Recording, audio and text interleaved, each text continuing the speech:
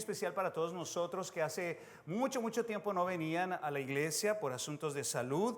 Así que quiero que todos, ahora que lo podamos hacer, le demos, antes de irnos, un saludo a Guillermo y a Mirtala, a Gustavo y a Mirtala, que están allá en la última línea. Si se pueden poner de pie un segundo.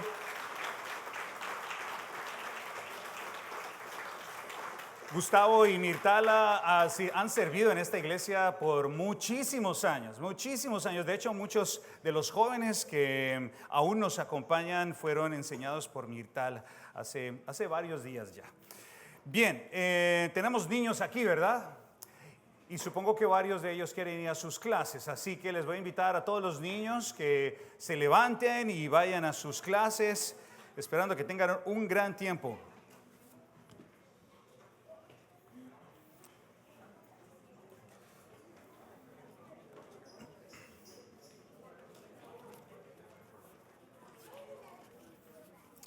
Y al resto de nosotros que estamos aquí, les invito a que si traen una copia de la Biblia, la tomen en sus manos y se ubiquen en el capítulo número 11 del libro de Lucas. Hoy vamos a estudiar un pasaje súper interesante de la palabra de Dios, así que les invito a que abran su Biblia allá. De pronto, Joan, ¿puedes encender esta? Solo esta, que no me vaya yo a cocinar aquí. Bien, ¿ya llegaron hasta allá? Solo esta. Bien, quiero contarles algo. Ya son varios años desde que mi papá me dijo la frase mensaje a García. ¿Alguien la ha escuchado alguna vez? Mensaje a García. Bueno, es una frase que mi papá solía usar cuando él quería que yo hiciera algo sin recibir ni muchas instrucciones y que yo no hiciera muchas preguntas, solamente que hiciera lo que me pedía que hiciera y yo buscara la manera de hacerlo. Bueno, con el tiempo me di cuenta de que esta frase y este libro fue algo que fue escrito por un hombre que se llamó Elbert Hubbard hace muchos años, ya son más o menos unos 125 años que él publicó este libro. Y efectivamente se llama así, un mensaje a García. Este caballero fue un escritor y este mismo autor, este mismo caballero, acuñó una frase muy importante que probablemente nos va a ayudar a enfocarnos en lo que vamos a hablar hoy día. Y es esta frase: no hagas nada, no digas nada y no seas nada y nunca serás criticado. Hubbard nos revela de una manera muy clara la tendencia general que tienen las personas. Y bueno, no voy a señalar aquí absolutamente a nadie, probablemente es algo de lo cual todos nosotros sufrimos en algún momento, y es la tendencia a criticar a lo que hacen los demás. Y a criticar o a señalar o a desacreditar, pero también nos enseña cómo evitar eso. Y la manera de evitarlo es hacer ¿qué? Nada, no hacer nada, quedarnos paralizados, quedarnos quietos, no hacer nada, no decir nada, no participar en nada, y de esa manera todos nos libramos de ser criticados. Por supuesto, no es lo que realmente deberíamos hacer, pero seguramente usted se ha encontrado con personas o con situaciones en las cuales hay compañeros o amigos o trabajadores o familiares o hijos o alguien que al mirar lo que usted hace solamente opina y dice lo que hay que hacer y dice cómo hay que hacerlo, pero no se meten la mano al bolsillo y tampoco se esfuerzan por participar, solamente son opiniones de lo que debería ser. Bueno, uno necesita decidir realmente, todos nosotros necesitamos decidir si vamos a ser aquel tipo de persona que abre el oído a aquellos que están haciendo el camino más difícil, o simplemente, como lo escribe él en su libro, vamos a hacer lo que debemos hacer cuando hay que hacerlo, a pesar de la crítica que se pueda levantar. Hoy vamos a leer un pasaje en el cual Jesús se enfrenta a un grupo de personas que tienen esta misma actitud. esta actitud de desacreditar y de dañar lo que Él está haciendo. Entonces, antes de leer el texto que está allí en el capítulo número 11 de Lucas, les voy a pedir que tengamos un momento para orar y nos enfoquemos en este mensaje que es bastante claro, bastante directo y va a ser enriquecedor también. Oremos. Dios mío, gracias por tu palabra, gracias porque no te has cansado con nosotros. Muchos de nosotros a veces te decimos cómo deberías tú actuar, qué cosas deberías hacer, cómo deberías repartir justicia, cómo deberíamos nosotros ser bendecidos, qué debería pasar en este mundo, a quién deberías condenar y a quién no. Pero nosotros somos tan pequeños y tan ignorantes, Dios, apenas si podemos vivir nuestras propias vidas. Pero tú eres un Dios infinito, tú eres un Dios todopoderoso. Y con gracia y con misericordia nos miras todos los días y extiendes tu bondad todos los días sobre nosotros. Hoy te pedimos, Dios mío, que abras nuestra mente, que abras nuestro corazón, que ilumines, Dios mío, nuestro camino para poder escucharte y poder hacer lo que tú demandas que hagamos, Señor. Gracias por este espacio para leer tu palabra y gracias por no cansarte ante la necedad de aquellos en la palabra de Dios, aquellos que enfrentó el Señor Jesús y ante la posible necedad que algunos de nosotros te ofrecemos a tu trabajo. Por favor, acompáñanos, guíanos, háblanos en esta mañana en el nombre de Jesús. Amén. Muy bien, y vamos a iniciar leyendo un pasaje que está aquí en Lucas, en el capítulo 11, el versículo 14, y esencialmente vamos a leer solo este versículo y vamos a darle como el contexto, lo que Jesús va a enfrentar. Y miren, el pasaje dice lo siguiente: estaba Jesús echando fuera un demonio que era mudo, y aconteció que salido el demonio, el mudo habló y la gente se maravilló. Eso es todo para empezar. Y aquí hay algo fantástico, algo que debería traer mucha alegría a la vida de estas personas.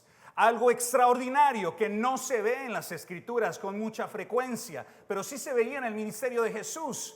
La mano de Dios transformando la vida de un hombre que no tenía esperanza.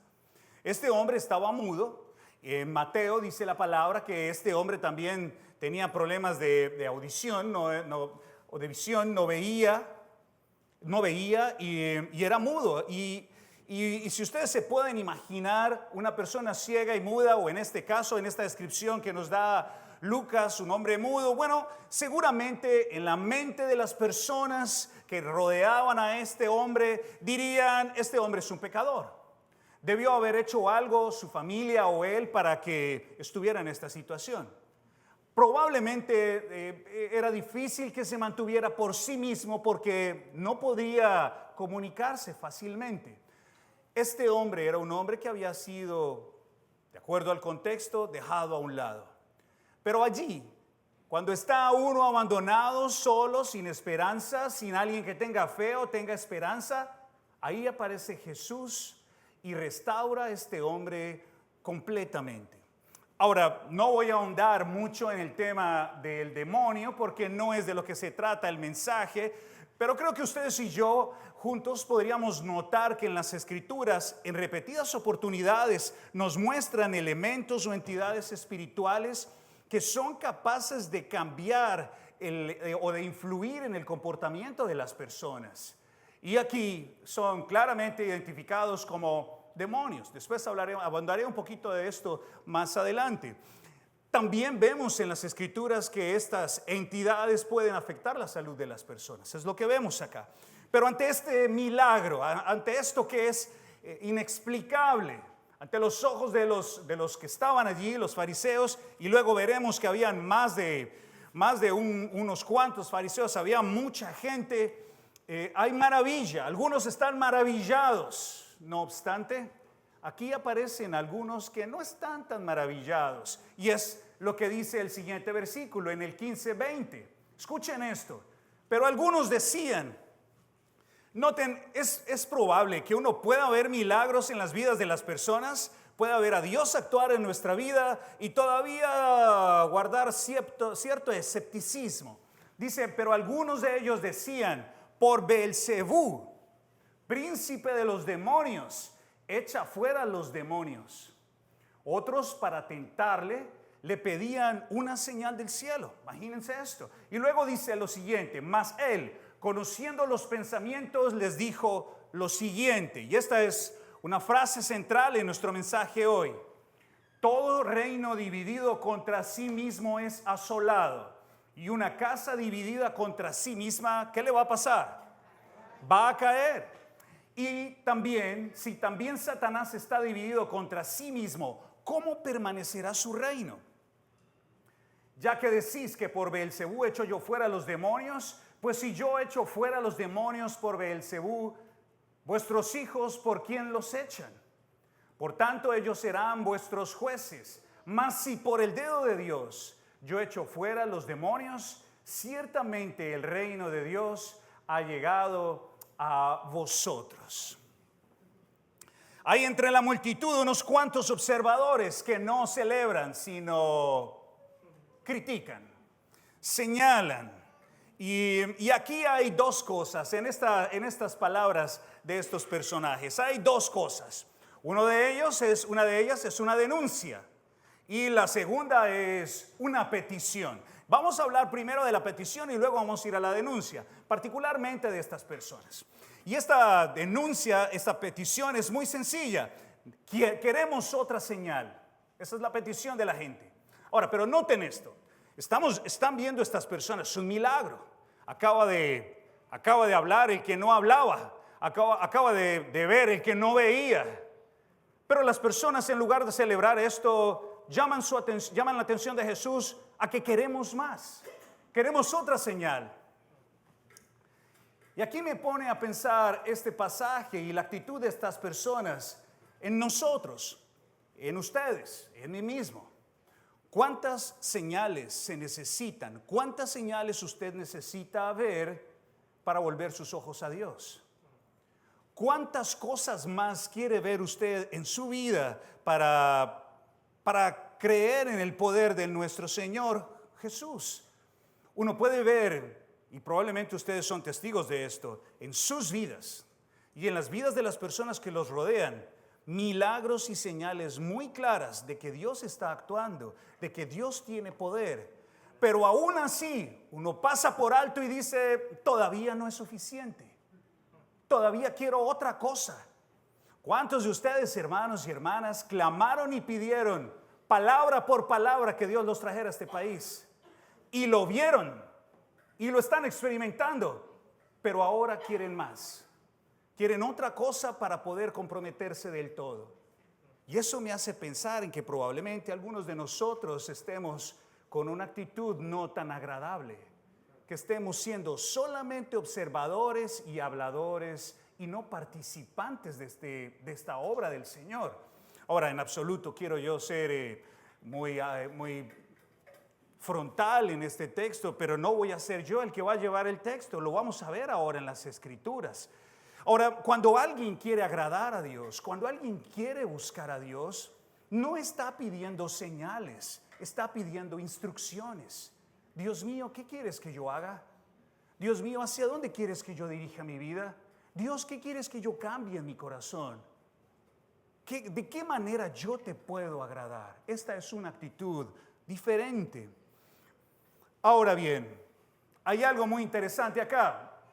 Y es que Jesús nos enseña algo importante. Y aquí vuelvo a la denuncia que ellos hacen. Porque ellos van a decir algo muy duro, muy difícil. Lo que tú estás haciendo, estos milagros que tú estás haciendo, los estás haciendo por el poder de Satanás. Ahora, esto es no solamente una blasfemia, sino también una tontería. Y ya les voy y no soy yo el que les va a explicar, Jesús mismo explica lo que va a hacer.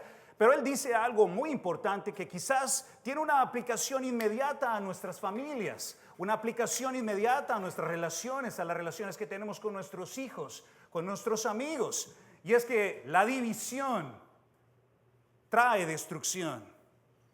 Si usted tiene algún miembro en su familia que está dividido con usted, si usted está dividido con su esposa, con su esposo, si usted tiene asuntos que no ha tratado, que no ha hablado con aquella persona, bueno, lo más seguro es que esa relación termine quebrándose. Porque todo reino dividido contra sí mismo es asolado, y una casa dividida contra sí misma va a caer. ¿Están conmigo hasta acá? Pero Jesús les dice algo importante. Él va a cuestionar el argumento de estos personajes y les va a decir cómo alguien se va a disparar en su propio pie. ¿Cómo Satanás va a expulsarse a sí mismo? No tiene lógica lo que ustedes están diciendo. ¿Cómo Satanás va a desplazar a sus propios servidores? No tiene sentido. Es absurdo. Es un disparate. Pero luego Él les dice algo muy fuerte. Él les dice, pero ahora si el que está obrando aquí no es Satanás, sino está obrando Dios, y la mención del dedo de Dios nos lleva al capítulo número 8, versículo 19 de Éxodo, cuando Dios mismo está en medio del pueblo y con su dedo mismo está trabajando. Si Dios es el que está haciendo estos milagros, entonces el reino de Dios ha llegado, y el reino de Dios tiene un rey que exige. Ahora, hay dos opciones aquí, amigos, particularmente pensando en estos fariseos y estos observadores. Estas son las dos opciones. Número uno, ellos están completamente errados sobre Jesús, no lo conocen, no tienen ni idea quién es Jesús. Como probablemente algunos de nosotros acá apenas hemos escuchado, tenemos unas ideas vagas del Cristo. Pero una de dos, o estas personas están completamente equivocadas y por ingenuidad o por ignorancia no saben quién es Él, o por el contrario, sí saben quién es Jesús, pero se resisten a creerle. No quiero ponerlos a ustedes en estas dos situaciones, pero probablemente algunos de nosotros que no le seguimos estamos en alguno de estos dos grupos. No conocemos a Jesús. Y otros que dirán, si lo conocemos, probablemente no nos queremos volver a Él del todo. Ahora, cualquiera de estas dos opciones, mis hermanos, y esto se va a poner un poco más intenso, porque va Jesús a llegar a hacer unas afirmaciones muy duras en unos versículos más adelante. Esto es peligroso porque esto nos lleva a una conclusión muy difícil y muy comprometedora. Y es que cuando alguien se resiste a Jesús, cuando alguien difama a Jesús, desobedece a Jesús o lo ignora, eso implica que está a favor de su opositor. ¿Quién es su opositor? Satanás. Ahora, sin ahondar mucho en este tema, quiero invitarles a que vayamos a un pasaje que es un poco más claro. Lo hemos leído en otras oportunidades y está en el libro de Efesios. Vamos hasta allá, y probablemente para algunas personas reconocer o aceptar esta realidad espiritual pues es muy duro y a veces es mejor evitarlo. Pero aquí está en el texto y nos puede ayudar a meditar en este pasaje, en esta situación que estamos enfrentando. ¿Ya están conmigo ahí en Efesios? Efesios en el capítulo número 2, versículos 1 al 6. Pablo está hablándoles a cristianos, personas que ya se han vuelto a Dios hace mucho tiempo, tenían un pasado un poco oscuro, están por allá en Asia Menor, por allí en lo que es la moderna Turquía, están por allí en el puerto. Pablo les envía una carta a esta iglesia y les dice lo siguiente, escuchen bien. Dicen, Él les dio vida eterna a ustedes cuando estaban muertos en sus delitos y sus pecados, en los cuales anduvieron en otro tiempo, siguiendo la corriente de este mundo, conforme al príncipe de la potestad del aire. Esto es bastante fuerte. Siguiendo al príncipe de la potestad del aire, el espíritu que ahora opera en los hijos de la desobediencia, entre los cuales también todos nosotros, y Pablo se incluye allí, todos nosotros vivimos en otro tiempo, en los deseos de nuestra carne, haciendo la voluntad de la carne y de los pensamientos, y éramos por naturaleza hijos de la ira, lo mismo que los demás. Pero aquí viene la esperanza. Pero Dios, que es rico en misericordia, por su gran amor que nos amó, aun estando nosotros muertos en pecados, nos dio vida juntamente con Cristo. Por gracia sois salvos. Ahora detengámonos allí. Aquí juntos tenemos que reconocer una realidad que para algunos es difícil reconocer o incluso aceptar. Y es que detrás de esa desobediencia, y aquí hay una reflexión que debemos hacer a partir del comportamiento o bien nuestro o de las personas que nos rodean sin entrar a juzgar. Y es que detrás de esa desobediencia, de esa reticencia, de esa resistencia, de la altivez, de la soberbia, para no doblegar nuestro carácter a Cristo, no doblegar nuestra vida a Jesús, a Dios mismo, se encuentra alguien que está susurrando al oído, que está influenciando nuestros comportamientos. Y me estoy refiriendo al príncipe del mal, al príncipe de la oscuridad, a Satanás, al opositor. Y noten que aquí no hay un punto intermedio. Pablo dice, ustedes y yo estábamos en esto hace mucho tiempo. Estábamos siendo influenciados por el príncipe de la necedad, de la mentira, de la oscuridad. Y nos estaba llevando a vivir en la carne. Nos estaba llevando a buscar las cosas de este mundo, a vivir en nuestros malos deseos, nuestros malos pensamientos. Pero por gracia fuimos liberados. Por gracia pasamos de la oscuridad a la luz. No hicimos nada, Dios nos lo regaló. Ahora, y aquí me voy a enfocar hacia la parte final de mi mensaje. ¿Alguien ya sabe qué va a almorzar hoy día? ¿Alguien le gustan los sándwiches? Sí, bueno, de pronto alguien está pensando en un sándwich hoy y dirán, bueno, ¿y esto qué tiene que ver? Bueno, ya se acerca el almuerzo, Así que les tengo un sándwich muy robusto. Un sándwich robusto y luego vamos a tomar un postre. Y todo está aquí en las Escrituras. Así que volvamos al capítulo número 11 del libro de Lucas. Y vamos a ver cómo va a concluir nuestro Señor esta conversación. Saben, es muy interesante cómo nuestro Señor articula sus pensamientos y en medio de dos declaraciones nos coloca un trozo de carne muy jugosa que debemos atender. Y esta es una imagen nada más, una imagen que nos va a llevar a pensar en una declaración central, importante y probablemente aquello que usted se tiene que llevar hoy para su casa, junto con algo más que viene de postre. Miren esto, todos los sándwiches, ¿no? Esto es como una imagen, todos los sándwiches tienen 2 tapas, algunos tienen 3 y 4, pues para los que les gustan bien grande. Él coloca dos imágenes, una arriba, 21 y 22, y luego otra abajo, en los versículos 24 al 26. Y luego una declaración central en el versículo número 23. Así que vamos a ir primero a las 2 declaraciones que están arriba y abajo, porque esta conversación sigue, y luego vamos a explorar el centro. Miren lo que dice la parte de arriba.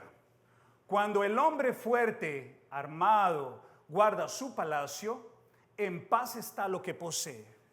Pero cuando viene otro más fuerte que él y le vence, le quita todas sus armas en que confiaba y reparte el botín. Ahora, Jesús les dice, miren, caballeros, damas, en lugar de estar pensando tonterías de que Satanás está dividido contra sí mismo, de que Satanás está atacándose a sí mismo, en lugar de pensar eso, ¿no sería más razonable y apropiado reconocer que aquel que ataca y vence a un hombre fuerte es aún más fuerte que él? Satanás es muy fuerte, hermanos y hermanas. A veces nosotros no alcanzamos ni a entender cómo él trabaja en la vida de las personas, pero es muy fuerte. Es tan fuerte que puede someternos a conductas, pensamientos y acciones que nos pueden acompañar por años. Pero hay una buena noticia, y es que Jesús es aún más fuerte. Y no solamente vence a Satanás, sino que es capaz de liberarnos por completo. liberarnos de las ataduras del pasado. Y no estoy hablando de maldiciones generacionales y esa cantidad de cosas que algunas personas traen a colación. No, me estoy refiriendo a que cuando alguien conoce a Cristo se convierte en una nueva criatura, una persona nueva, un hombre, una mujer con una mente nueva, porque tiene la mente de Cristo, tiene la capacidad de tener el Espíritu Santo otorgado por el Señor, y por ello un nuevo comportamiento aflora en estas personas. Y eso somos nosotros los cristianos. Eso es lo primero que el Señor anuncia. Entonces les dice: miren, caballeros, damas, esto no es por Belcebú. Quien está frente a ustedes tiene el poder suficiente para vencer y ha vencido al enemigo. Pero luego viene a la parte de abajo y miren lo que les dice él. Versículos 24 al 26. Cuando el espíritu inmundo, esta es la segunda imagen, sale del hombre, anda por lugares secos buscando reposo. Y no hallándolo dice: volveré a mi casa de donde salí. Y cuando llega la halla barrida y adornada. Entonces va y toma otros 7 espíritus peores que él. Y entrados moran allí, y el postrer estado de aquel hombre viene a ser peor que ¿qué? Que el primero. Así es. Miren, a mí no me cabe duda que personas pueden cambiar, que leyendo libros de autoayuda una persona podría cambiar, que una persona yendo a un psicólogo puede cambiar, sin duda. Muchos de nosotros hemos conseguido cambios en nuestras vidas sin necesidad de buscar a Dios. De hecho, yo no diría tristemente, pero probablemente hemos sido testigos de que muchos no cristianos se comportan mucho mejor que cristianos.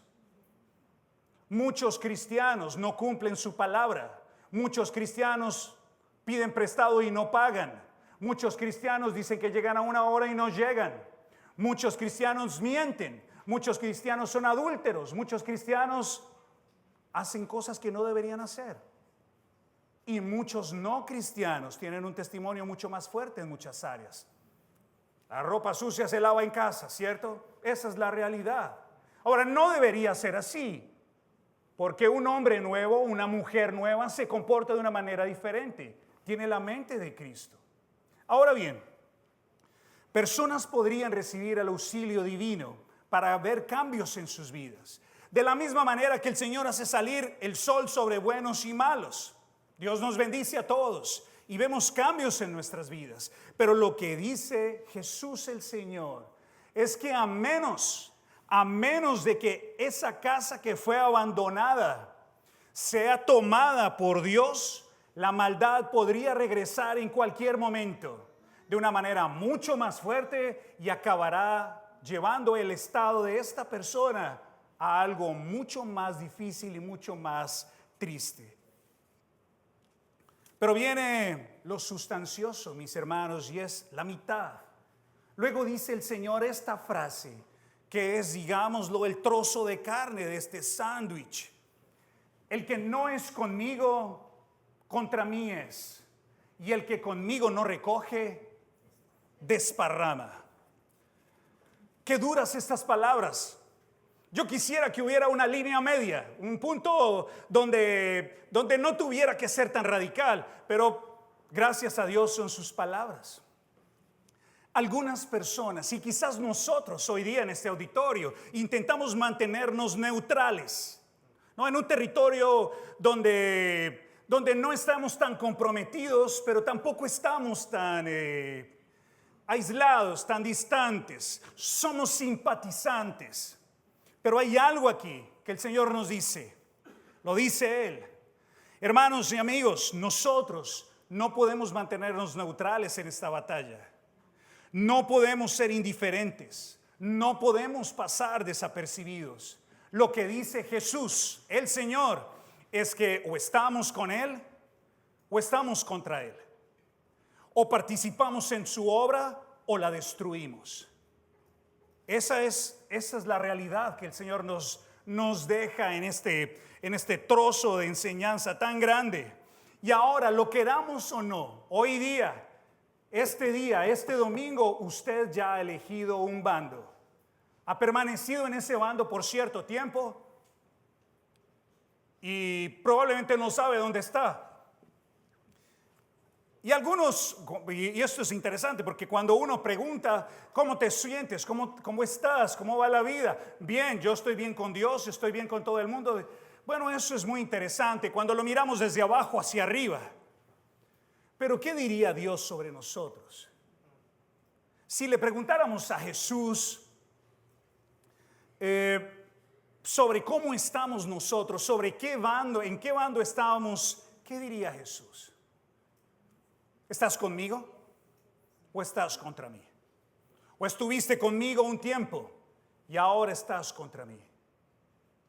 Miren, yo sé que, y aquí hay una crítica a nuestra historia religiosa. Es probable que históricamente nos hayamos sido enseñados a que solamente asistir de vez en cuando a misa el domingo, confesar nuestros pecados de vez en cuando a un sacerdote, o venir a la iglesia de vez en cuando y dejar una ofrenda, eso nos pone en paz con Dios. Casi como si peco y rezo empato. Pero no hay tal cosa para Jesús nuestro Señor. Él no está hablando aquí de una alianza temporal o una ayuda temporal a su obra. Él está estableciendo unas normas muy claras y nos está invitando a nosotros a decidir de qué lado nos vamos a parar. O nos vamos a parar junto a Él o nos vamos a parar en contra de Él. No hay manera de ponerlo de otra forma. Es lo que Él exige, es lo que Él nos pone sobre nosotros. Y no quiero invitarlos a un examen de honestidad, de sinceridad, para que en esta mañana no invoquemos la salida sencilla de decir simplemente Dios me entiende, Dios sabe cuál es mi situación, Él sabe quién soy yo le sirvo cuando puedo, Él conoce mis obligaciones. No es así. Él no está en capacidad, ni en la necesidad, ni en la obligación de comprender absolutamente a nadie, porque Él es Jesús. Él es el Rey y nosotros somos los siervos. No tenemos capacidad de influencia en Dios nuestro Señor. No podemos arrinconarlo o presionarlo. Dios mío, yo traje mi ofrenda, tienes que responderme. O utilizando ciertas palabras en una oración, podríamos creer que podemos llevar a Dios a actuar de cierta manera. No hay tal cosa. Dios es el creador. Dios es el Señor, Dios es omnipotente, Dios es inmanente, Dios lo sabe todo, hasta los pensamientos de cada uno de nosotros, como lo leemos ahora.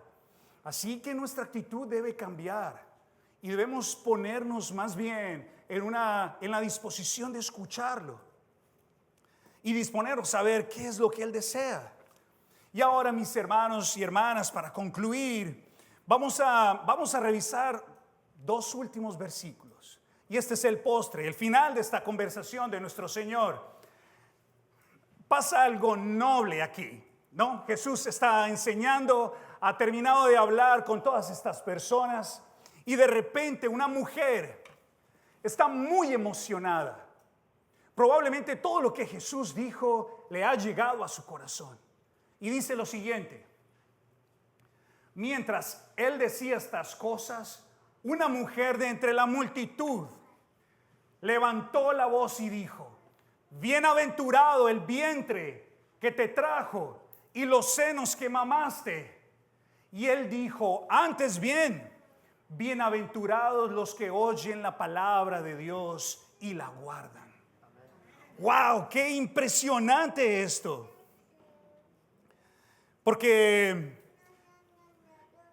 hay una palabra aquí, bueno, dos palabras, bueno, es la misma palabra usada dos veces. La mujer que está allí en el auditorio le dice, bueno, es una manera de alabar a Jesús, pero también alabar a su madre.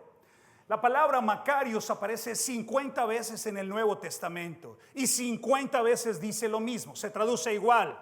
Macario significa bendecido, afortunado, bienaventurado, feliz, dichoso. Entonces esta mujer dice, tu mamá debe ser una mujer dichosa. Tu mamá debe ser la mujer más feliz del mundo porque tiene un hijo como tú. Tú debes traer mucho orgullo a la familia. Tú debes ser una persona muy apreciada. Eso es estar bendecido. Qué gran alegría tener un hijo que predique. Y Jesús se detiene y le dice, no. Y la palabra en griego es monoún, que significa antes bien. O por el contrario, para corregir y enfatizar. Y le dice, no, mire, antes bien, ¿quién es bendecido? No es el hogar donde yo nací, no es el lugar donde yo vivo, no son mis familiares, mis tíos, mis primos, mi madre ni mi padre. Bendecido es aquel que escucha la palabra de Dios y la pone en práctica. Ser bendecido, hermanos y hermanas, no es necesariamente tener la gloria de los hombres, tener una casa grande, dinero, honor o la aprobación humana o ser muy popular. Tener comida en casa o tener una cama cómoda, esas son cosas impresionantes, son muy buenas, no todo el mundo las tiene. Ayer estuve viendo las noticias y vi cómo algunos de sus paisanos en Honduras, en Guatemala, en El Salvador están con el agua al cuello, literalmente. Entonces ustedes sí son bendecidos, porque están ahora secos, felices y contentos. No me malentiendan, no quiero decir que estas no son bendiciones. Son bendiciones, estamos bendecidos por Dios, sin duda alguna. No obstante, estas cosas que tenemos hoy son pasajeras. Jesús nuestro Señor ayuda al auditorio y a esta mujer y a nosotros hoy a levantar nuestros ojos al cielo y darnos cuenta que realmente es bendecido y bendecida el hombre o la mujer que tiene la capacidad de escuchar a Dios y atender sus palabras y ponerlas en práctica. Miren, ¿por qué esto es una bendición? Porque no todo el mundo está dispuesto a escuchar. Algunas personas escuchan, pero no entienden, ni tampoco quieren entender. Pero si usted escucha y entiende lo que Dios pide de usted y se esfuerza por guardar eso que ha escuchado, usted es un hombre o una mujer bendecida.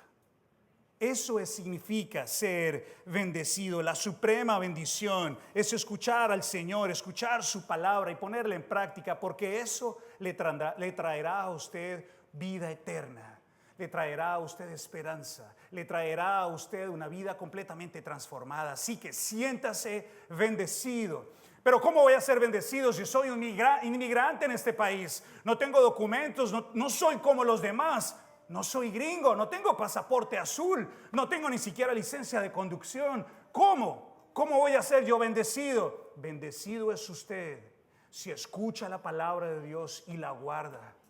Pero estoy enfermo, estoy enferma, mis sueños no se han cumplido, no me he casado, no he tenido hijos, no he comprado una casa después de tantos años viviendo acá.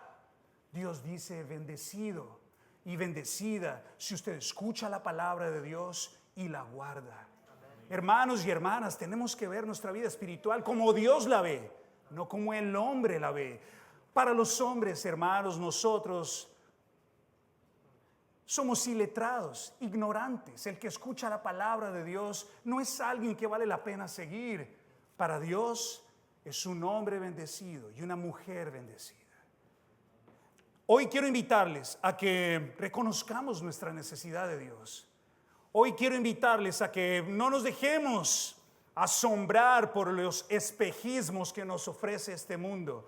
Hoy quiero invitarles a que reflexionen la palabra que hemos escuchado, la demanda de Dios para pararnos en un lado, para decidirnos estar a su lado. Yo no quisiera invitar a nadie a que se pare al otro lado. No, yo voy a estar en contra de Dios. O no, eso no es una buena invitación. Quiero invitarles a que nos volvamos a Dios. Quiero invitarles a que nos pongamos del lado correcto de la ecuación, porque teniéndolo a Él lo tenemos todo.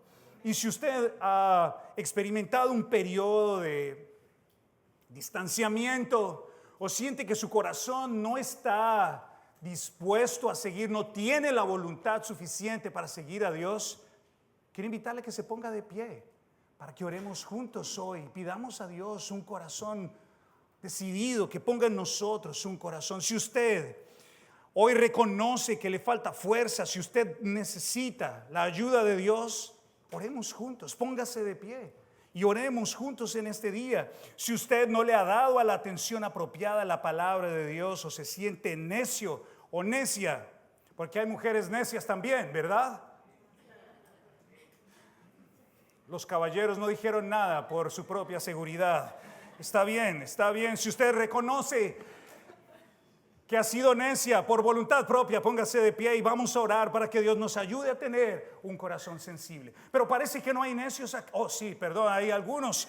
Por favor, vamos a orar. Pidámosle a Dios que nos ayude, porque Él es el único que nos puede fortalecer.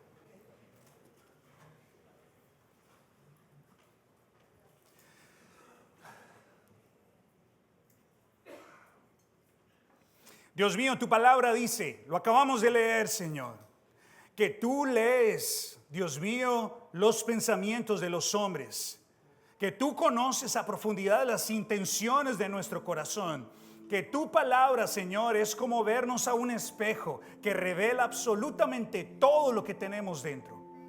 Señor, en esta mañana oramos con devoción, con corazón, Señor, clamándote para que nos des un espíritu nuevo, Señor, para que cambies el corazón de piedra que algunos de nosotros tenemos y nos des un corazón de carne, Señor. Es posible que todos nosotros nos hayamos distanciado